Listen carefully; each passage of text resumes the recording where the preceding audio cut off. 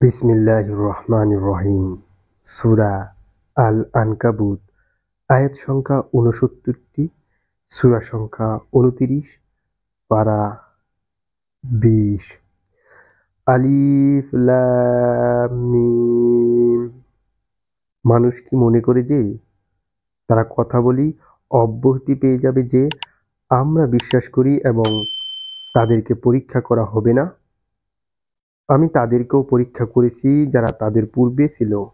আল্লাহ অবশ্যই জেনে নেবে যারা সত্যবাদী ও নিশ্চয়ই জেনে নেবেন মিথ্যুকদেরকে। যারা মন্দ কাজ করে তারা কি মনে করে যে তারা আমার হাত থেকে বেঁচে যাবে? তাদের ফায়সালা খুবই মন্দ। যে আল্লাহর সাক্ষাৎ কামনা করে আল্লাহ সেই নির্ধারিত কাল অবশ্যই আসবে। তিনি সর্বশ্রোতা, সর্বজ্ঞানী। যে কষ্ট স্বীকার করে সে তো নিজের জন্যই কষ্ট স্বীকার করে, আল্লাহ বিশ্বাসী থেকে বেপরোয়া। আর যারা বিশ্বাস স্থাপন করে ও সৎকর্ম করে আমি অবশ্যই তাদের মন্দ কাজগুলো মিটিয়ে দেব এবং তাদেরকে কর্মের উৎকৃষ্টতর প্রতিদান দিব। আমি মানুষকে পিতামাতার সাথে সদ্ব্যবহার করার জোর নির্দেশ দিয়েছি। যদি তারা তোমাকে আমার সাথে এমন কিছু শরিক করার জোর প্রচেষ্টা চালায় যার সম্পর্কে তোমার কোনো জ্ঞান নেই, তবে তাদের অনুগত্য করো না। অবশ্যই আমার ওই দিকে তোমাদের প্রত্যাবর্তন। অতঃপর আমি তোমাদেরকে বলে দেব যা কিছু তোমরা করতে। যারা বিশ্বাস স্থাপন করে ও সৎকর্ম করে আমি অবশ্যই তাদেরকে সৎকর্মীদের অন্তর্ভুক্ত করব। কতক লোক বলে আমরা আল্লাহর উপর বিশ্বাস করেছি, কিন্তু আল্লাহর পথে যখন তারা নির্যাতিত হয় তখন তারা মানুষের নির্যাতনকে আল্লাহর আযাবের মতো মনে করে। যখন আপনার পালনকর্তার কাছ থেকে কোনো সাহায্য আসে তখন তারা বলতে থাকে আমরা তো তোমাদের সাথে ছিলাম। বিশ্ববাসীর অন্তরে যা আছে আল্লাহ কি তা সম্যক অবগত নন? আল্লাহ অবশ্যই জেনে নিবেন যারা বিশ্বাস স্থাপন করেছেন এবং নিশ্চয়ই জেনে নেবেন যারা মুনাফিক। কাফেররা মুমিনদেরকে বলে আমাদের পথ অনুসরণ করো, আমরা তোমাদের পাপভার বহন করব, অথচ তারা পাপভার কিছুতেই বহন করবে না। নিশ্চয়ই তারা মিথ্যাবাদী। তারা নিজেদের পাপভার এবং তাদের সাথে আরও কিছু পাপভার বহন করবে। অবশ্য তারা যে সব মিথ্যা কথা উদ্ভাবন করে সে সম্পর্কে কিয়ামতের দিন জিজ্ঞাসিত হবে। আমি নূহ আলাইহিস সালামকে তার সম্প্রদায়ের কাছে প্রেরণ করেছিলাম। তিনি তাদের মধ্যে 50 কম 1000 বছর অবস্থান করেছিলেন। অতঃপর তাদেরকে মহাপ্লাবন গ্রাস করেছিল। তারা ছিল পাপী। অতঃপর আমি তাকে ও নৌকা আরোহীগণকে রক্ষা করলাম এবং নৌকাকে নির্দেশ করলাম বিশ্ববাসীর জন্য। স্মরণ করো ইব্রাহিমকে, যখন তিনি তার সম্প্রদায়কে বললেন তোমরা আল্লাহর ইবাদত করো এবং তাকে ভয় করো। এটা তোমাদের জন্য উত্তম যদি তোমরা বোঝো। তোমরা তো আল্লাহর পরিবর্তে কেবল প্রতিমারই পূজা করো এবং মিথ্যা উদ্ভাবন করছো।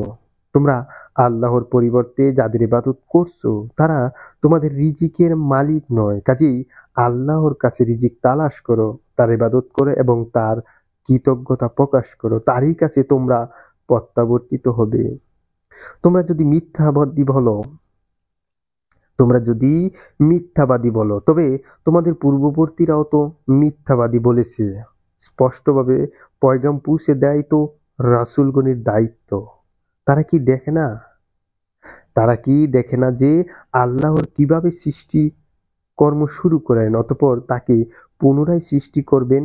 এটা আল্লাহর জন্য সহজ। বলুন, তোমরা পৃথিবীতে ভ্রমণ করো এবং দেখো কিভাবে তিনি সৃষ্টিকর্ম শুরু করেছেন। অতঃপর আল্লাহ পুনর্বার সৃষ্টি করবেন। নিশ্চয় আল্লাহ সবকিছু করতে সক্ষম। তিনি যাকে ইচ্ছা শাস্তি দেন এবং যার প্রতি ইচ্ছা রহমত করেন। তারই দিকে তোমরা প্রত্যাবর্তিত হবে। তোমরা স্থলে ও অন্তরিক্ষে আল্লাহকে অপারগ করতে পারবে না এবং আল্লাহ ব্যতীত তোমাদের কোনো হিতাকাঙ্ক্ষী নেই, সাহায্যকারীও নেই। যারা আল্লাহর আয়াতসমূহ ও তার সাক্ষাৎ অস্বীকার করে তারাই আমার রহমত থেকে নিরাশ হবে এবং তাদের জন্যই যন্ত্রণাদায়ক শাস্তি রয়েছে। তখন ইব্রাহিমের সম্প্রদায়ের এছাড়া কোনো জবাব ছিল না যে তারা বলল তাকে হত্যা করো অথবা অগ্নিদগ্ধ করো। অতঃপর আল্লাহ তাকে অগ্নি থেকে রক্ষা করলেন। নিশ্চয়ই এতে বিশ্বাসী লোকদের জন্য নির্দেশনাবলী রয়েছে। ইব্রাহিম বললেন, পার্থিব জীবনে তোমাদের পারস্পরিক ভালোবাসা রক্ষার জন্য তোমরা আল্লাহর পরিবর্তে প্রতিমাগুলোকে উপাস্য রূপে গ্রহণ করেছ। এরপর কিয়ামতের দিন তোমরা একে অপরকে অস্বীকার করবে এবং একে অপরের লানত করবে। তোমাদের ঠিকানা জাহান্নাম এবং তোমাদের কোনো সাহায্যকারীও নেই। অতঃপর তার প্রতি বিশ্বাস স্থাপন করলেন লূত। ইব্রাহিম বললেন, আমি আমার পালনকর্তার উদ্দেশ্যে দেশ ত্যাগ করছি। নিশ্চয়ই তিনি পরাক্রমশালী, প্রজ্ঞাময়। আমি তাকে দান করলাম ইসহাক, ইয়াকুব। তার বংশধরদের মধ্যে নবুয়ত ও কিতাব রাখলাম এবং দুনিয়াতে তাকে পুরস্কৃত করলাম। নিশ্চয়ই পরকালেও সে সৎ লোকদের অন্তর্ভুক্ত হবে। আর প্রেরণ করেছি লূতকে যখন সে তার সম্প্রদায়কে বলল, তোমরা এমন অশ্লীল কাজ করছো যা তোমাদের পূর্বে পৃথিবীতে কেউ করেনি। তোমরা কি পুংমৈথুনে লিপ্ত আছো, রাহাজানি করছো এবং নিজেদের মজলিসে গর্হিত কর্ম করছো। জবাবে তার সম্প্রদায় কেবল একথা বলল, আমাদের উপর আল্লাহর আযাব আনো যদি তুমি সত্যবাদী হও। সে বলল, হে আমার পালনকর্তা, দুষ্কৃতকারীদের বিরুদ্ধে আমাকে সাহায্য করো। যখন আমার প্রেরিত ফেরেশতাগণ সুসংবাদ নিয়ে ইব্রাহিমের কাছে আগমন করল, তখন তারা বলল, আমরা এই জনপদের অধিবাসীদেরকে ধ্বংস করব। নিশ্চয়ই এর অধিবাসীরা জালেম। সে বলল, এই জনপদে তো লূত রয়েছে। তারা বলল, সেখানে কি আছে তা আমরা ভালো করে জানি। আমরা অবশ্যই তাকে ও তার পরিবারবর্গকে রক্ষা করব। তার স্ত্রী ব্যতীত সে ধ্বংসপ্রাপ্তদের অন্তর্ভুক্ত থাকবে।